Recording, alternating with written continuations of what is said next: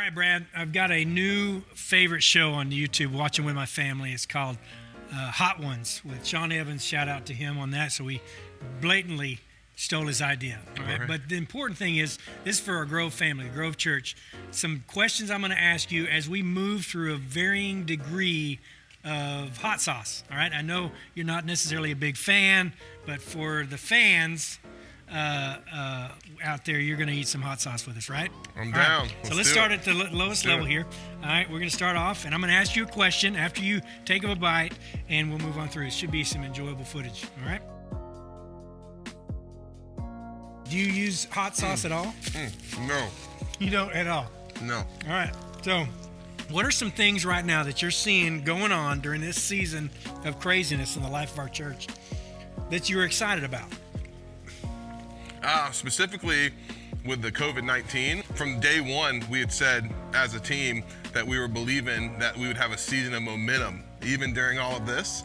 And I think we're seeing that. I think we're seeing a lot of engagement. We're seeing a lot of momentum. Obviously, we miss being together, but I think people are connecting, whether through our Zoom growth groups and meetings, Lifeline things are happening. But I think there's just like a spirit of momentum and excitement. And so I'm excited that as we come back together, whenever that is, hopefully sooner than later, that we're actually going to be in a season of momentum. We've actually grown and gained momentum during this season, so I'm excited about that. You know, the main thing that I'm excited about too is that we see those people that are engaging in those social media that have never darkened our doorstep. Yeah, tons of new people wanting Easter packets and yard signs who've never been to the Grove in person, but just have joined us since we've been online. Super excited about our creative team, just with audio and video and social media. They've just been taking it to the next level. All right, this next one is Cholula. Oh, man. I like that one. If you see a Grove logo, a sticker or a magnet out into town, all right, out and about in public, what do you hope it brings to mind in somebody that sees that? Usually if you see one of those on a car, you're talking about on a car, sticker, or magnet, first thing I'm hoping that person's not flicking anyone off or anything like that, or acting in a way that's contrary to our life. But I really hope as people see those stickers or magnets that they would see it and they would think of something that's something different, that's something new. And maybe as an unchurched person would say, you know what, I'm not really into church, but if I ever check out church, I'm going to check out that church. That's a great one. That's a good one. This is Melinda's hot sauce. Now, I do want to take a moment and give a shout out to our friends down at Firehouse Sub. Britt hooked us up with the rest of these hot sauces. They're experts down there, and so Firehouse. Thanks, Britt. Firehouse Subs down at Titus Landing. So go check them out. The color would make me nervous right there. Yeah. This might be a little mustard based. Original habanero. You guys sneak one of these out of order. Oh, that's good. That's not good. That's not good? You don't like it? No. But you don't have any heat yet? A little bit. A little bit? Oh, yeah. Yep. A little bit of heat. All right. What does a general prep week look like for you? Before, from a Monday all the way into Sunday, what does it look like for people that don't necessarily know what we do in message prep? All right. Well, I'm a pretty routine guy, creature of habit, so my weeks, up until COVID-19, my weeks look pretty similar, right? And just kind of function better that way in structure. And so Monday to me is a day to come in and kind of regroup and focus on a lot of what I do on Mondays is connecting with team and writing postcards to all of our first-time visitors. That's something I really like to do. Really kind of just relationally connecting with team and with visitors and our people. Not much study or anything like that. Tuesday is really what we call meeting day. And so a lot of meetings happen on Tuesdays with the different areas of the ministries and church.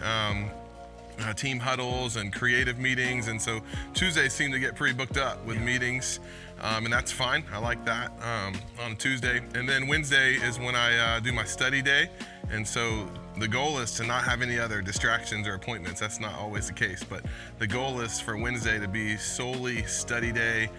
Thursday and Friday are kind of odds and ends, different things, appointments and meetings with people with studying continuing to be woven between those days. Saturday, I spend at home and I do nothing with message or studying. I just hang out, whether it's work around the house or go to the beach or hang out with the family.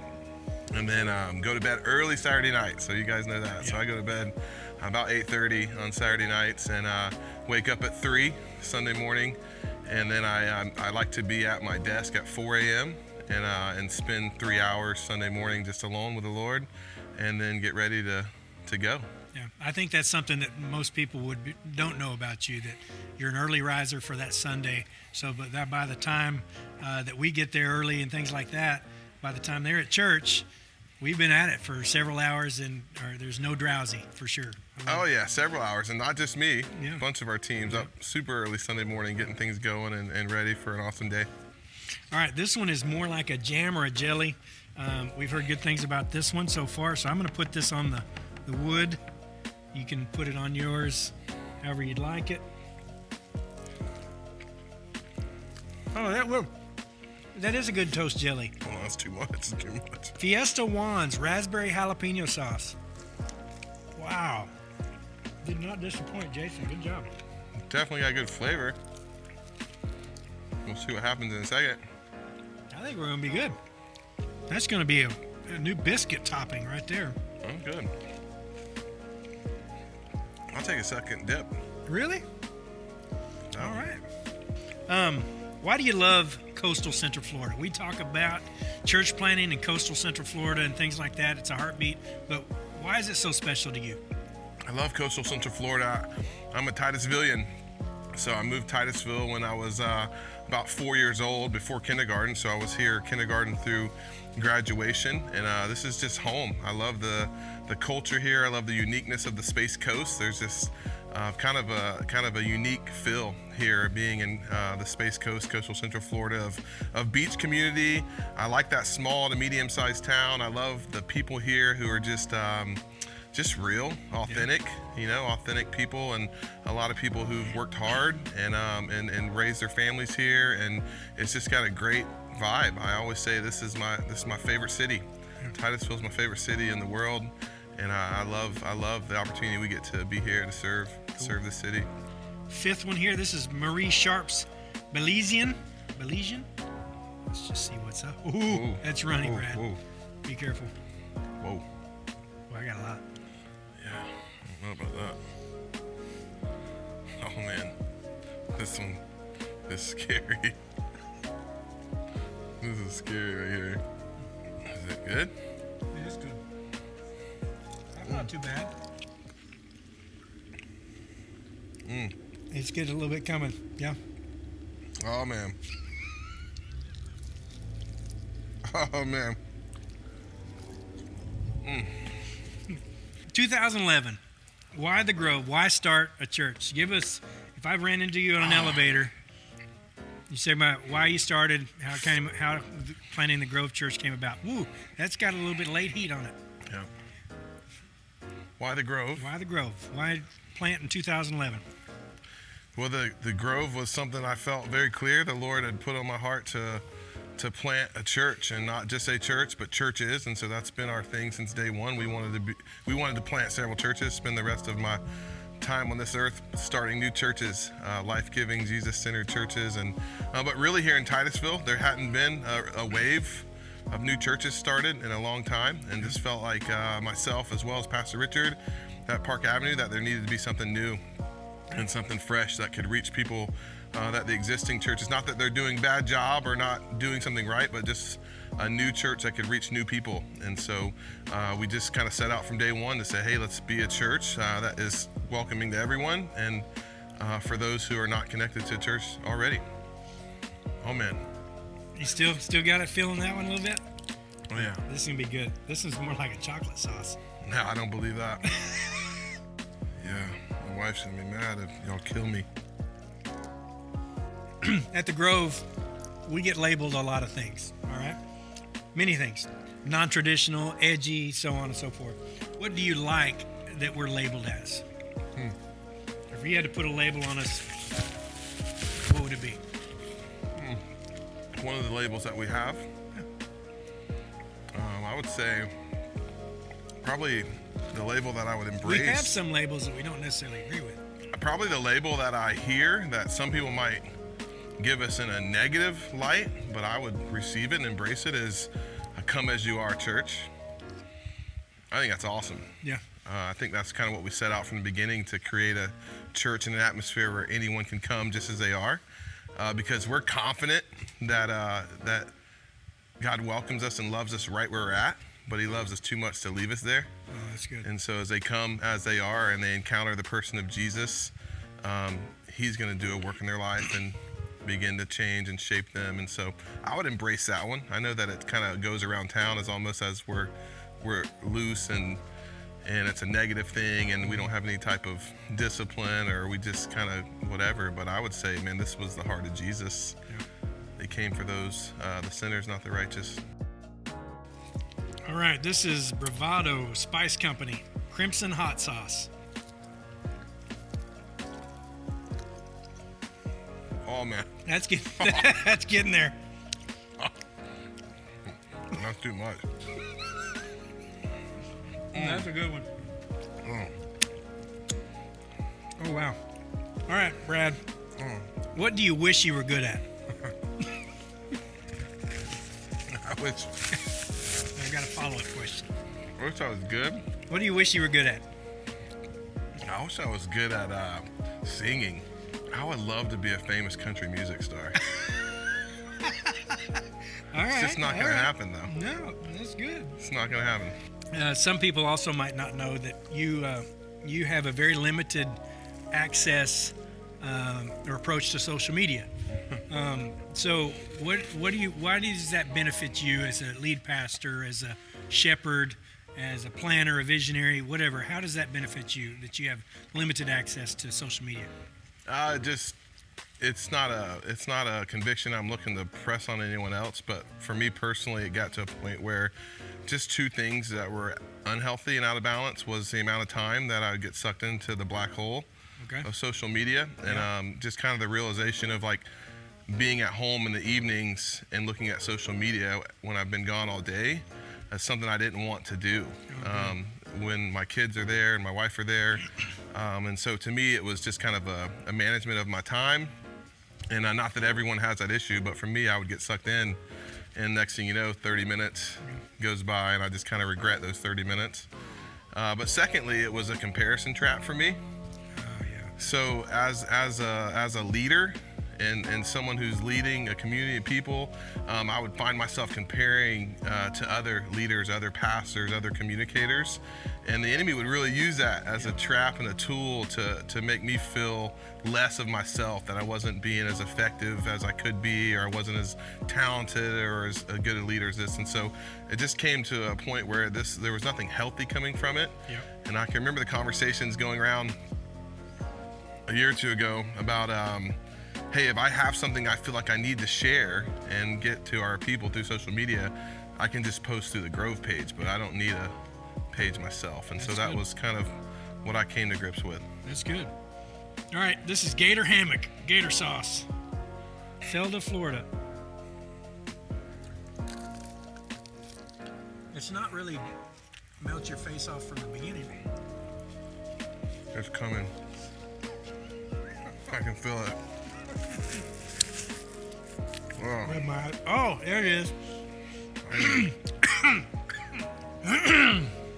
Well, just to be totally transparent, I'm not a big hot sauce eater, and so this is it's just as much of a road to travel down with me. Yeah, I like this area all the time, but this higher end, not so much.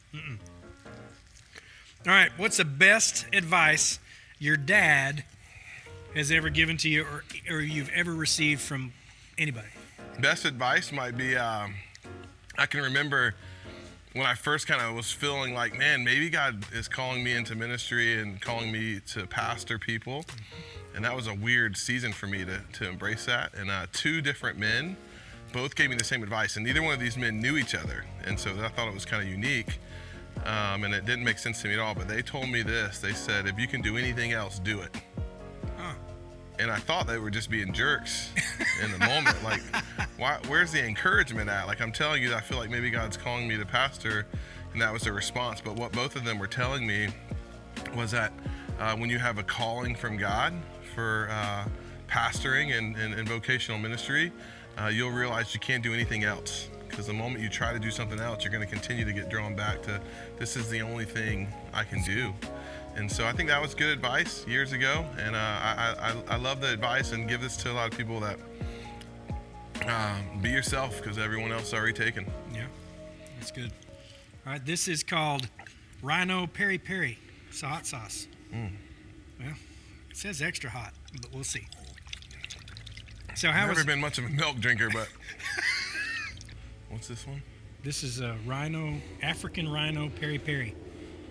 That sounds bad. Oh,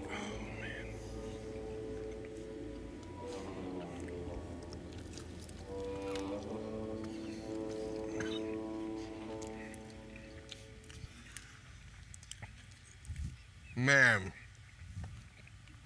Oh. Dude. I'm gonna choke.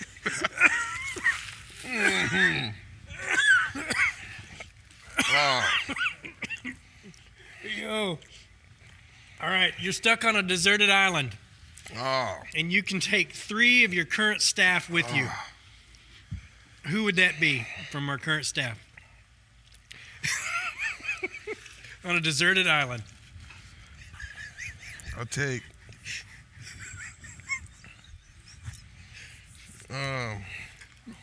Who got 3 staff? 3 staff. Nobody's gonna get their feelings hurt. Maybe. Yeah, I take Jason as being the wealth of useful and useless knowledge. Okay, that's good. Probably come in handy. I'd take Barry. He's my brother. Okay, that's good. And I'd make him catch all the food. He's good at providing food. Yep. Yeah, probably take you for entertainment. So we got Jason and Barry and I made the cut. That's good. All right. All right. I'm impressing myself. You're doing a good job. Ghost pepper and blueberry sauce. So we're going to make sure to put quite a bit. Oh, You got to make sure to put a bunch on there. Okay. no way. Okay. I mean, because this is on camera. Everybody's watching. They're already judging us because, you know, you're going to be some people that are like, hey, I like to eat fire. You know. Yeah, they're idiots. Okay, you ready? Same time? All right, yeah. Let's go. Cheers.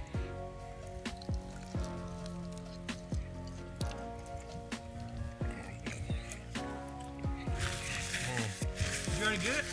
Yeah. Oh. Ah. Ah. Does it get worse? Yeah, it's in my throat.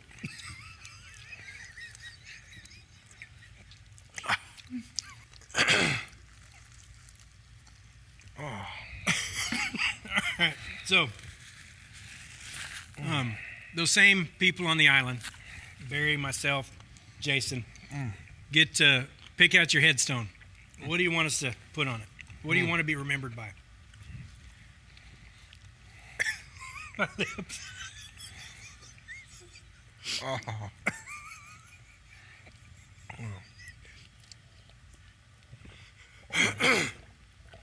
If you're gonna, you want some chocolate milk? No, I don't think that's right.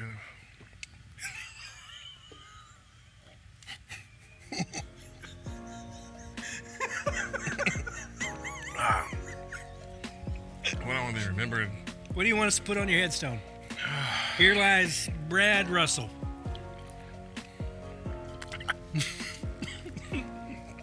Here lies Brad Russell. He came, he saw, he conquered, or something. Oh, I got snot coming out of my nose. That's a hard question, man. Oh, hold on.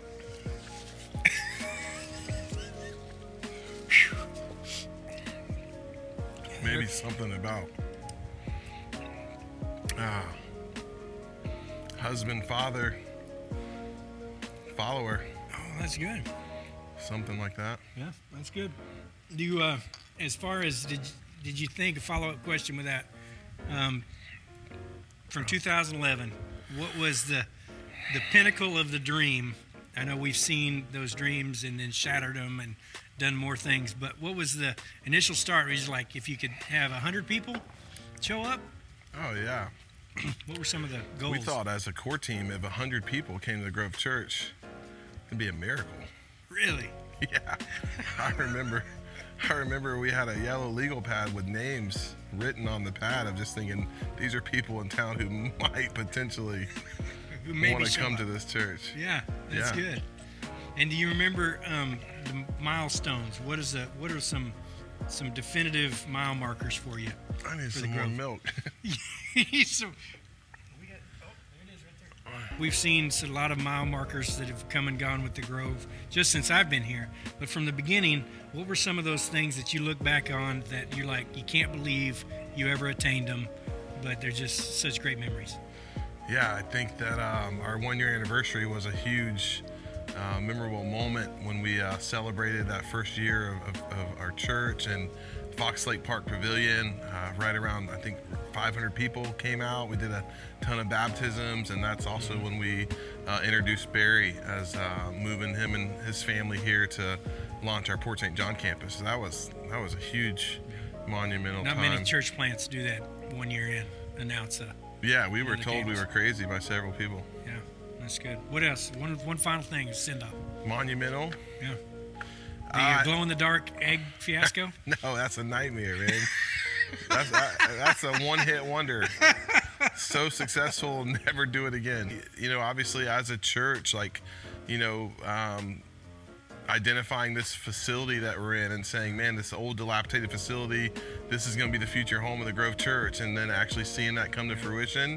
Not that it's anything about facilities or real estate or buildings, but just to accomplish that as a church family. And then the meaning behind seeing something that's been just dilapidated and destroyed for a couple decades in our town, brought back to life, is pretty monumental, I think, for us as a church. It's a big deal. Well, I appreciate you coming and hanging out, eating wings with me, spending some time opening up, my friend. Absolutely. We might get to do this again with some other staff member. Yeah, and I get to pick the sauce.